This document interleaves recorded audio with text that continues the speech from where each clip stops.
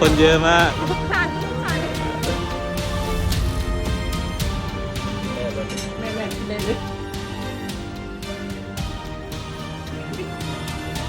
เข้ากับไทยคือเอาใส่ไทยแล้วต้องไม่กินเด้อเก้าพาฝันได้มาหับเก้าหับฝันแล้วก็บัวมาให้ยิบเล็กมาให้ดูทางสามทางสามได้ใจมากว่าแต่ก็ได้ไปตั้งเงินทำมาเพื่อจะได้ซื้อกันตั้งมาจากมาสาร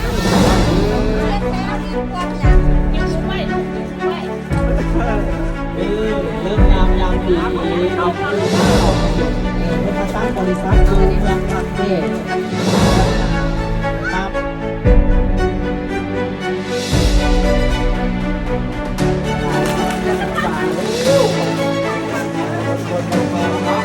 ได้ผู้คนรู้ทั้งหลายก็ขอบอกขอบใจนำบรรดาสายทานศรัทธาเนาะพอออกลีที่ได้นำหน้าพาทางอย่างหมู่คณะที่ได้นำพามาเฮ็ดบุญอีกอย่างหนึ่งก็ว่าได้เนาะที่ได้แจกเครื่องของเป็นอุปกรณ์การศึกษาบอเป็นขนมบอนมบอหรือวัตถุต่างๆก็ขอให้ศรัทธาทุกท่านทุกคนที่ได้ประกอบส่วนร่วมเป็นน้ำจิตน้ำใจก็ดีเนาะได้เสียสละวัตถุต่างๆที่ได้ประกอบส่วนเป็นตุ๊กตาที่มามอบให้น้องน้อยนักเรียนนักศึกษาอยู่ที่บ้านคำผาแรงเมืองมหาไซแขวงขมวนแห่งนี้ขอให้ทุกท่านจงมีแต่ความสุขความเจริญทางกายและกระทางใจในหน้าที่การงานการค้าก้าวไกล